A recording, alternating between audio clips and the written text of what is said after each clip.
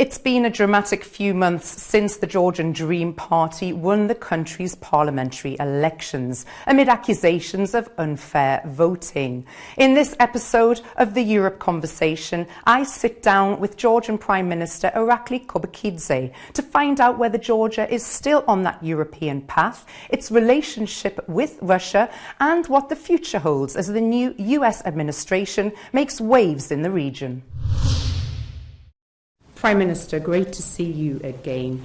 Before the elections, you told Euronews that you wanted Georgia to be a fully fledged member of the European family. You know, after all that has happened between Tbilisi and Brussels since then, if Brussels were to call tomorrow, would you go, and would you go into talks and restart those negotiations? Well, thank you for your interest, and it's great to see you again and to have this opportunity to speak with you, to your audience. Yes, so we have a very strong foreign policy priority, and that's the full-fledged membership in the European Union. We are facing some significant challenges with the European bureaucracy, but we are still very optimistic that Georgia's EU membership by 2030 is achievable. So that's our medium-term goal, and we will be consistent in terms of following this goal. And I am hopeful that the approach towards Georgia will be more fair in the next upcoming years. So we will do our best in order to promote our European path. Are relations with the EU at a crisis point as far as you're concerned then? We are interested to have a kind of healthy relations with the European Union, which is not the case at this moment. But we are confident that it's not because of Georgia's policies. It's because of the European bureaucracy's policies towards Georgia. So if that policy changes, everything will be in a better shape. Looking at your strategy for moving ahead then, you know, is Georgia very firmly on that pro-European path? If it's not immediate, what is your path for the foreseeable future? Well, absolutely. So again, we are committed to the European integration. We stand ready to consistently fulfill all the obligations deriving from the association agenda, deriving from the DCFTA. So that's a very clear agenda. And we will be patient. We will wait for the European kind of decisions about Georgia's European integration. So we have to demonstrate this patience. But at the same time, we will consistently fulfill all the obligations which are about accelerating our European integration. How are you taking that conversation with the Georgian people forwards? You know, was the election enough? Do you think you'll be holding a referendum in the near future? So we are the government for all citizens. Our support was 54%, but around 38% of Georgians voted for the radical opposition. We have to take care also of their interests. It's also one of our responsibilities. What is your current relationship like with Russia? Do you have any plans to reopen the Russian embassy in Tbilisi? We have no diplomatic relations, and there is no space for restoring diplomatic relations because of the occupation of our two historic regions. And because of the so-called recognition of the so-called independence of Abkhazia and the Tskhin Valley region. But we are running the pragmatic policy, and that's the key content of our policy towards Russia. We are keeping the trade and economic relations with Russia, and that's how we are going to run it further, to have pragmatic policy towards the Russian Federation. That's one of our kind of policy lines in terms of the kind of foreign policy of the country. Around 20% of Georgia's territory is occupied by Russia. You know, does Georgia intend to take those territories and reclaim them back? So the territorial integrity of Georgia is, of course, one of the national issues for our country, for our people.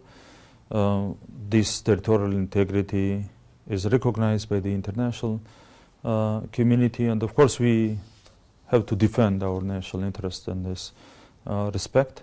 But our vision is peaceful. We have been repeatedly saying that a non-peaceful solution is absolutely impossible in this case, and only peacefully we would like to restore our territorial integrity. It has no alternative. And we are hopeful that at some point this will be realistic. Let's see.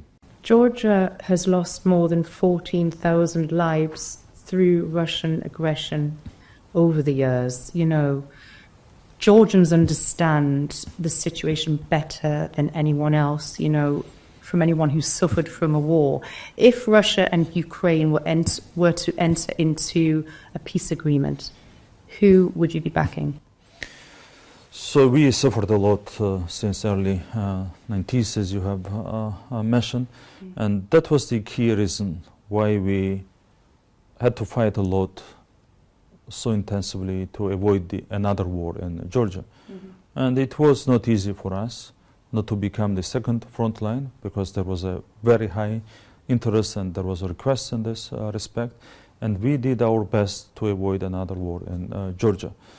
In terms of the peace negotiations between Russia and Ukraine, I think it has no alternative. From the very beginning, from February 2022, we have been saying that the ceasefire has no alternative. People are dying. Of course, the international community should be fully concentrated on promoting this ceasefire agreement and the peace. That's the key for improving the overall situation in the region and in the world. Do you see Georgia's future as being fully integrated into Western security and the economic system, even if it means a worsening relationship with Russia? So, you know, we have quite clear foreign policy goals. In terms of the NATO integration, that's not on the agenda at this moment because of the Western countries' kind of decisions and approaches and the overall context around us. But the European integration is the key foreign policy priority. Of course, while making any step, we have to take into consideration all the side effects of it. For example, we had to make a very kind of crucial decision about not introducing sanctions against the Russian Federation, which was kind of requested behind the closed doors and sometimes also publicly by the Western stakeholders. We had to defend our national interests. So we had calculated quite in a simple way that introducing sanctions against the Russian Federation would cause a huge problems for the Georgian economy. Even in the first year, the recession would make around minus 10%. And according to the pessimistic scenario, it could reach even minus 18%. So finally, you always have to make balanced decisions.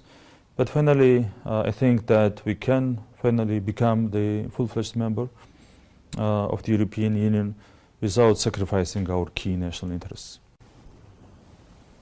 You mentioned earlier the new US administration. You know, they're bringing evolutions into the region. What is your focus there? Have you spoken to Trump yet? Not yet, but we are optimistic, and the Georgian people is optimistic when they are listening to the recent statements, also about the USAID, for example, about NED. So we have been talking about these problems since 2021.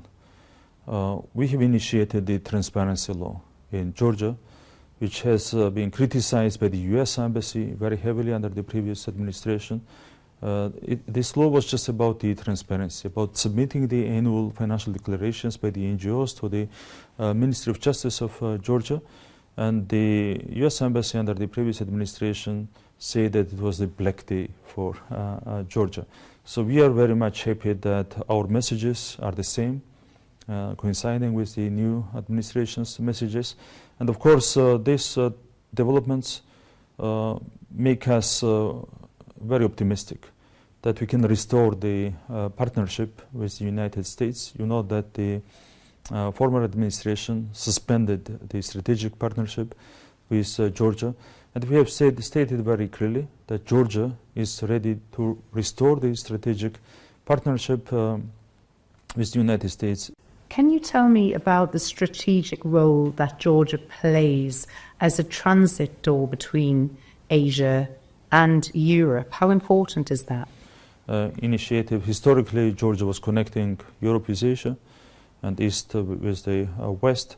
And we would like to restore this historic function for Georgia as much as possible.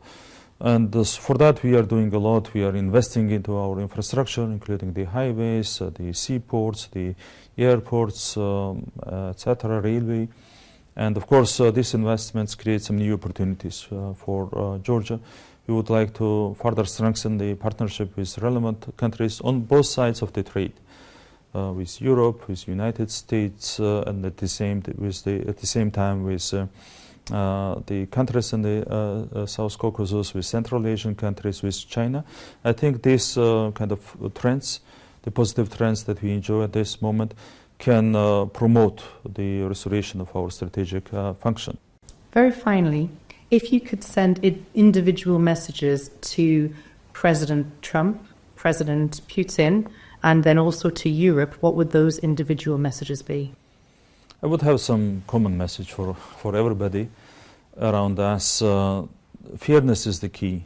I think during the last years, we had to face a lot of unfair approaches. I think the fair approach can also properly promote the objective interests of all different countries around us. Prime Minister, thank you as always for talking to Euronews. Pleasure to see you today. Thank you. It's great. It's great. Thank you so much.